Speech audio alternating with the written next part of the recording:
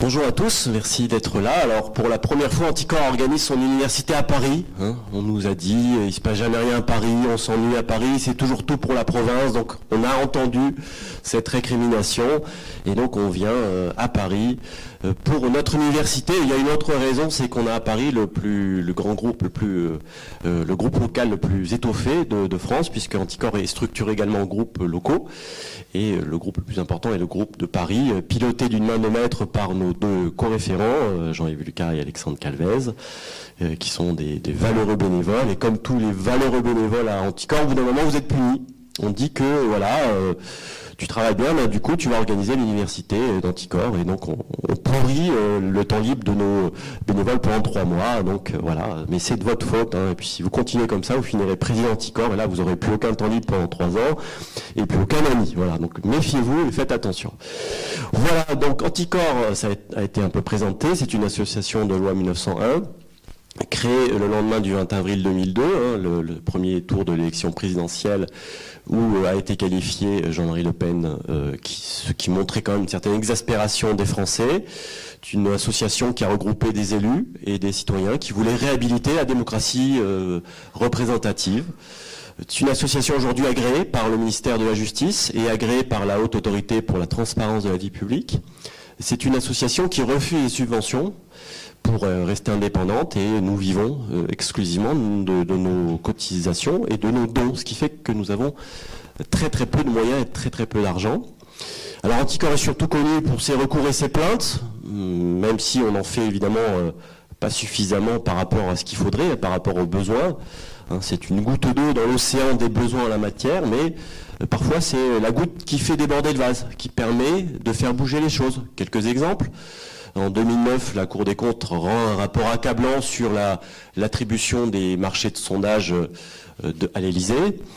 Et puis aujourd'hui, il y a une dizaine de personnes mises en examen. Qu'est-ce qui s'est passé? Anticor a porté plainte et a même forcé le parquet à ouvrir une enquête parce qu'il ne voulait pas. Donc on a fait annuler le refus du parquet d'ouvrir une enquête devant la Cour de cassation. 3 ans de combat, rien que pour déclencher l'enquête. Mais voilà, s'il n'y avait pas Anticor, il n'y aurait pas eu d'enquête du tout, alors que le rapport de la Cour des comptes était bien évidemment public.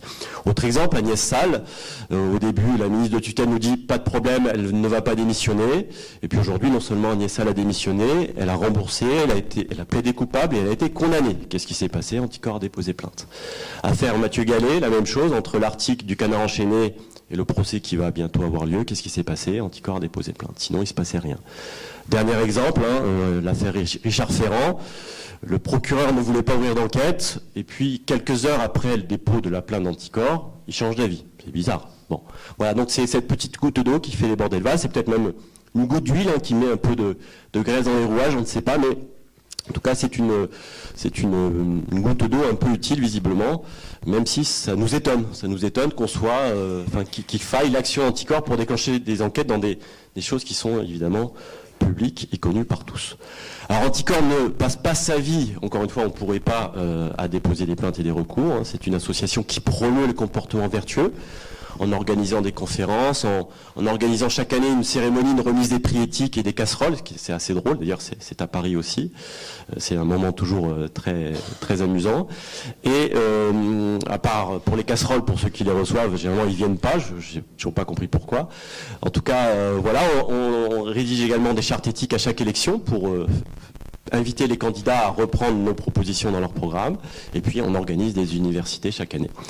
Donc c'est voilà, Anticor n'est pas du tout le café du commerce avec des gens qui se contenteraient de dire il n'y a qu'un faucon ou tous pourris. C'est absolument pas notre état d'esprit. C'est une association qui cherche à réfléchir, qui travaille sur les textes, qui travaille sur la jurisprudence, qui regarde ce qui se passe ailleurs, et ce qui nous permet aujourd'hui quand même de savoir peu ou prou de quoi on parle.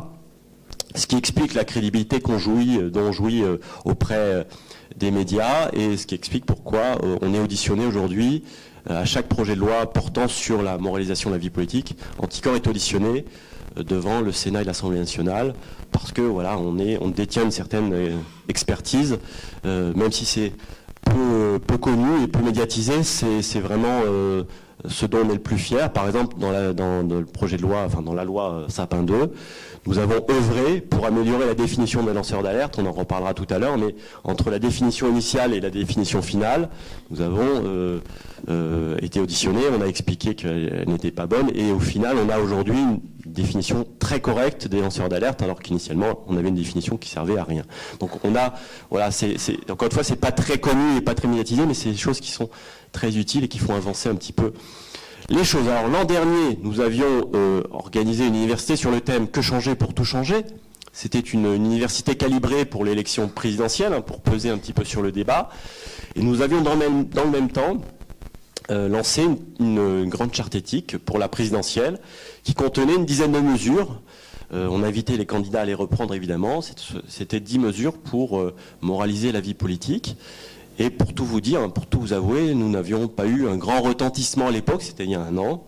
Je me rappelle d'ailleurs, Jean-Yves était là, nous avions organisé une conférence de presse pour présenter très fièrement nos 10 mesures sur lesquelles on avait travaillé pour plusieurs mois.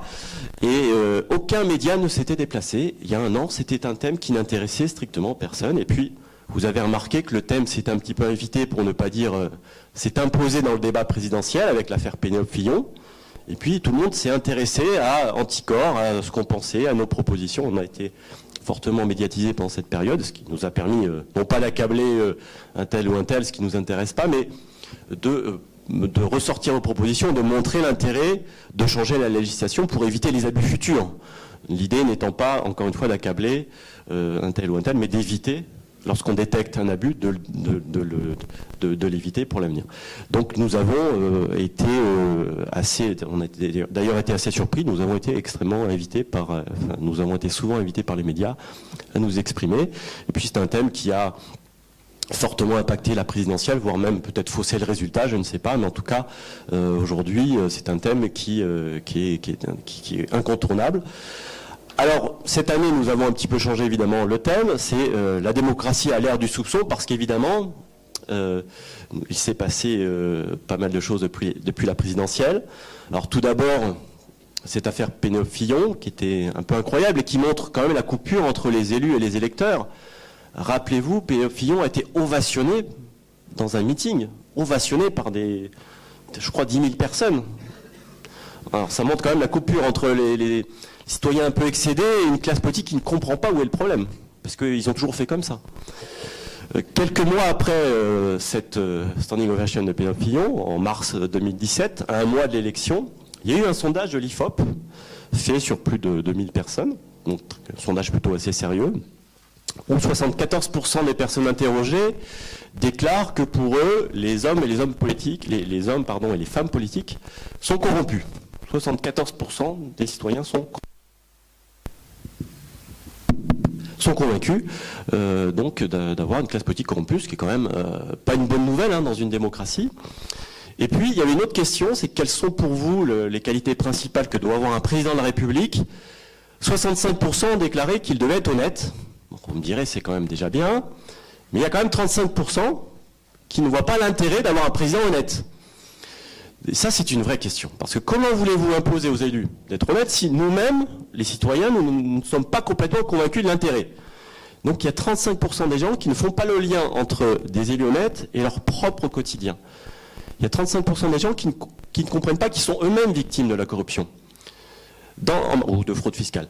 En matière de corruption et de fraude fiscale, il y a des victimes directes, il y a des assassinats, il y a des suicides, on pourrait vous citer beaucoup d'exemples.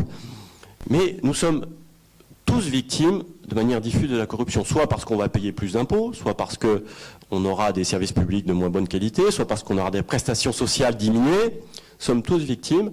Le coût de la corruption et de la fraude fiscale dépasse très largement le déficit de la France. Très largement. Ce qui veut dire qu'on serait non pas en train de gérer l'austérité, on serait en train de gérer l'excédent, on rembourserait la dette de la France. Aucun économiste n'est en capacité de vous dire comment on va rembourser la dette. À Anticor, nous, on vous donne une solution, c'est-à-dire de lutter contre la fraude fiscale et la corruption pour faire rentrer l'argent. Donc il y a 35% des Français qui n'ont pas compris, cette chose simple, c'est qu'en fait, c'est eux qui payent. Voilà, donc il y a eu cette campagne électorale. Il y a eu ensuite 4 ministres qui ont démissionné quasiment après avoir été nommés. Peut-être qu'il y en a une 5e qui va bientôt démissionner, qui est dans le collimateur de la justice. Et puis il y a eu les lois sur, non pas la loi, mais les lois sur pour la confiance dans la vie politique, une loi ordinaire, une loi organique, qui sont très en deçà, évidemment, de nos attentes et de ce qu'on aurait pu espérer. J'ai été moi-même auditionné par le ministre de la Justice. Eric Alt, mon vice-président, dont je salue la présence, a été auditionné par le Sénat et par l'Assemblée. Et on reconnaît volontiers qu'on n'a pas été très convaincant, puisqu'on n'a pas réussi vraiment à faire avancer les choses, notamment ce fameux verrou de Bercy. Et vous avez raison de le relever, et je pense qu'on en parlera tout à l'heure. Donc nous avons des lois aujourd'hui pour la confiance dans la vie politique, c'est comme ça qu'elle s'appelle. Au début, elle devait s'appeler les lois rétablissant la confiance, donc c'était très ambitieux. Maintenant, c'est les lois pour la confiance. Vous voyez, il y a quand même une ambition un peu moindre. Et les mesures les plus intéressantes sont renvoyées à une hypothétique révision constitutionnelle. D'ailleurs, plus personne ne parle. Même le président n'évoque plus cette révision constitutionnelle, qui était pourtant qui est essentielle, puisque les mesures principales sont dedans, seraient dedans, notamment la limitation des mandats dans le temps. Ou, par exemple, on pourrait également y inclure le casier judiciaire vierge, etc. etc. Voilà, donc, dans ce cadre-là, effectivement, nous sommes dans une démocratie à l'heure du soupçon. Alors, qu'est-ce qu'on fait? Est-ce qu'on doit s'habituer? Est-ce qu'on doit lutter? Si oui, comment? Quelle priorité? Parce qu'évidemment, en la matière, c'est illimité.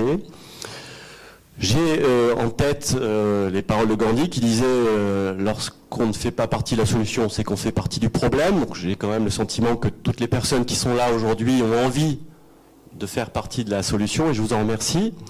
Je vous souhaite de bons travaux, et vous avez remarqué que aujourd'hui il y aura double travaux, il y a les travaux intellectuels et puis des vrais travaux à côté, vous nous en excusez. Mais c'est peut-être pour ça qu'un jour on a appelé ça des travaux, parce que peut-être que le premier organisateur d'université a eu le même problème. On se retrouve tout à l'heure, et bonne université.